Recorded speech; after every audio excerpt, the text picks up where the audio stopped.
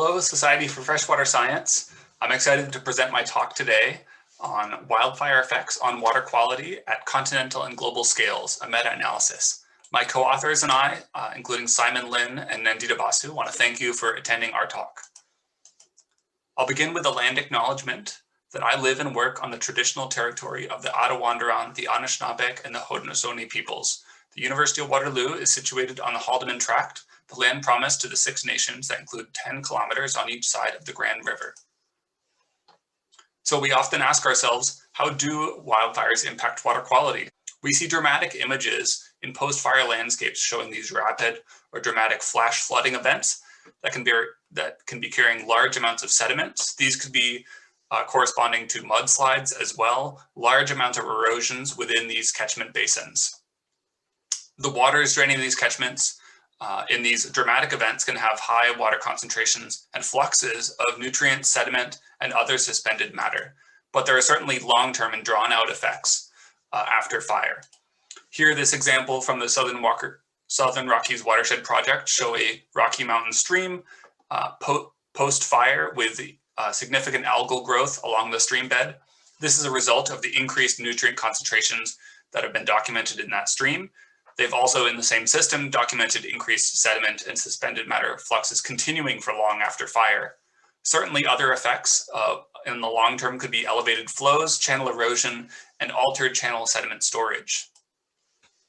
So in this study, I'll be showing a global meta-analysis of wildfire effects on water quality. We have data from 40 studies representing 157 unique catchments, of which 103 are burned. Most data, as shown in this plot, panel B, is collected within 5 years post-fire, and there's a few isolated studies collecting data out to 10 to 20 years post-fire. Certainly the most data exists in these studies for nitrate, followed secondly by suspended sediment, but there's other notable high abundances of data in nitrogen species, being ammonia and total nitrogen, and then some phosphorus species, phosphate and total phosphorus. So we ask in this study, how much do wildfires impact water quality?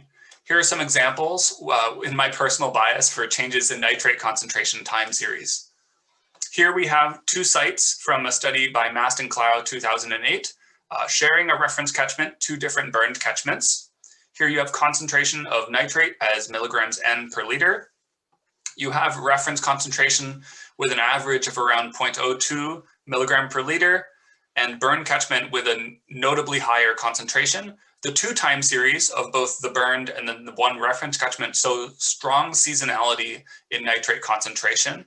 That's again preserved in the burned catchment post-fire despite the very high concentrations. Here, this second watershed on the lower plot shows that the first year's worth of data shows very high peak of nitrate, which decreases over time. So each successive year, the peak seems to be decreasing down to some recovery somewhere past the measured point. So again, the measured data here only goes up to 4 years. So the seasonal variability here is notable, especially when compared to another time series here by Bladen et al. 2008. Here, despite, again, the elevated concentrations of nitrate in the burned relative to the reference catchment, the seasonal variability is somewhat lacking. Certainly there are some high peaks of concentration that may not be seasonally oriented. We can also take those example of the peaks here in Bladen and see how it's manifested in this data set by Murphy et al. 2015. Here the peaks are the predominant form of the effect of fire in this catchment. The burned and reference time series of nitrate are almost indifferentiable, except for some of these very, very high peaks going up to 2 milligrams N per liter. So across these 4 catchments, we see that the concentrations can range between the reference as well as the burned catchments between 0.1 to about 2 milligrams per liter N in just these 4 examples. Some of them have this elevated baseline where certainly the seasonal trend has been shifted upwards, like the 2 Mast and Clow catchments.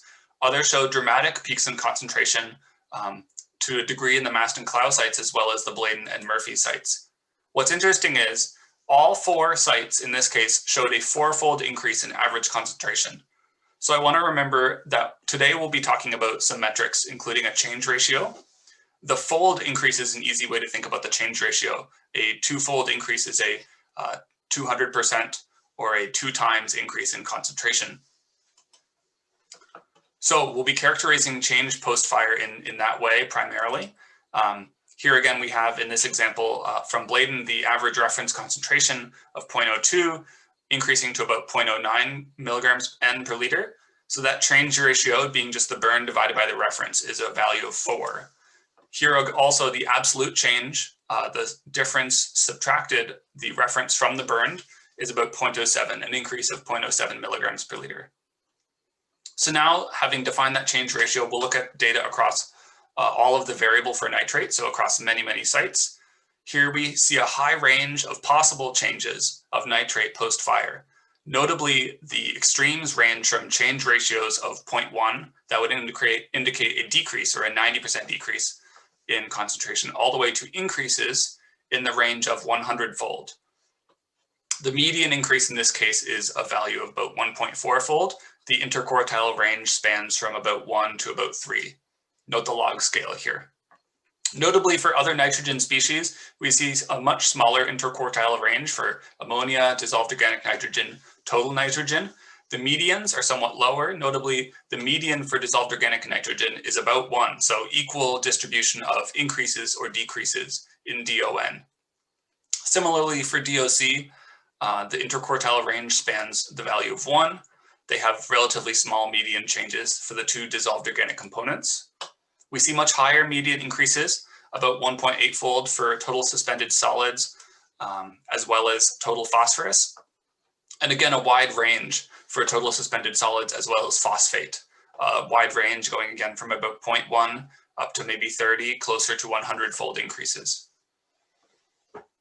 So we just showed change ratios, isolated examples of what can happen in these parameters post-fire.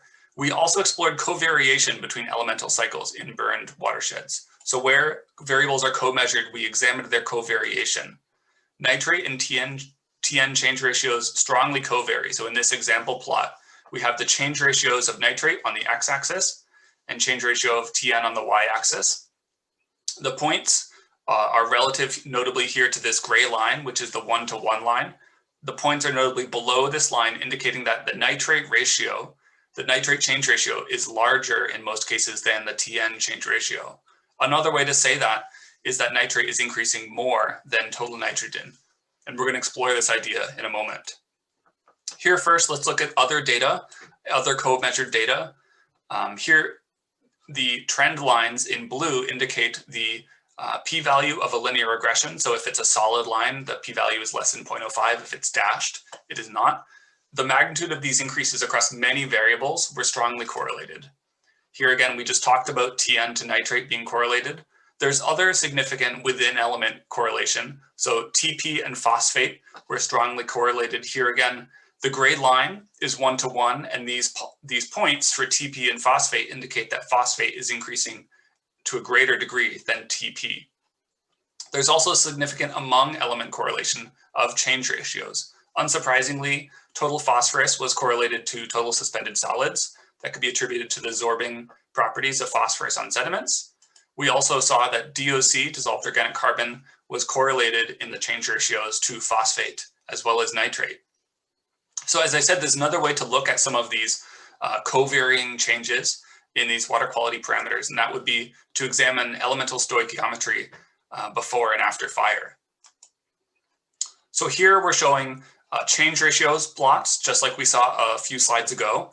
Here in this first column, we're looking at the nitrate to TN ratio and the change ratio. So what is the change of the nitrate to TN ratio pre to post fire? And here, what is the change of the phosphate to TP ratio pre to post fire? The fact that most of these values are above the 1 value indicates that the bioavailable N and P forms are increasing relative to TN and TP post fire. Inversely, if we look at phosphorus, we know that particulate phosphorus is about 80 to 90% of total phosphorus. So if we infer that phosphate to TP is increasing, we can show through these calculations that particulate phosphorus ratios are actually decreasing slightly post-fire. We saw very little change in total nitrogen, total phosphorus. Notably, the DOC to nitrate and DOC to phosphate ratios decreased post-fire. We also saw that TP to TSS ratios, as well as phosphate to TSS were increasing, this implies that there's more phosphorus absorbed per unit sediment post-fire. So I'll briefly touch on the effect of fire on concentration extremes. You can come back to this slide, but I'm showing the example of how we turn a high resolution temporal time series into a decile organization of concentrations. This in the upper right plot shows how we can look at absolute change. So again, in units of milligrams per liter across 10 distinct deciles. In the lower right plot, we show the decile absolute change divided by the total change. This is the data set from Bladen that we presented at the beginning of the talk. Here, the total change was 0.07 milligrams per liter. And we see that the high deciles, 8, 9, and 10, are higher relative to the total change. That indicates somewhat that the high decile changes are driving the large average change. So when we look across all variables, we see this hockey stick trend that we just described for the one site for nitrate for Bladen. We see this hockey stick trend across all sites, and that suggests the role that large concentrations are playing, large but rare concentrations are playing in post-fire responses. This transition from about the 6th to 9th deciles, depending on site and depending on variable, describes the degree to which these high but increasing infrequent changes drive up the average change. So in conclusion, we showed average increases in many water quality parameters post-fire, including nutrients in suspended sediment. We showed that an increase in one parameter frequently predicts the increases in other parameters. And we showed correlation of change ratios or fold changes within element groups, total nitrogen to nitrate, and between element groups, phosphorus to suspended sediment, for example. We showed inorganic nutrients increasing relative to total N and P, suggesting altered nutrient stoichiometry, and increased average concentrations that were being driven in part by isolated but rare, very high concentrations. I want to thank you for attending our talk, and I look forward to your questions in the live session. Thank you.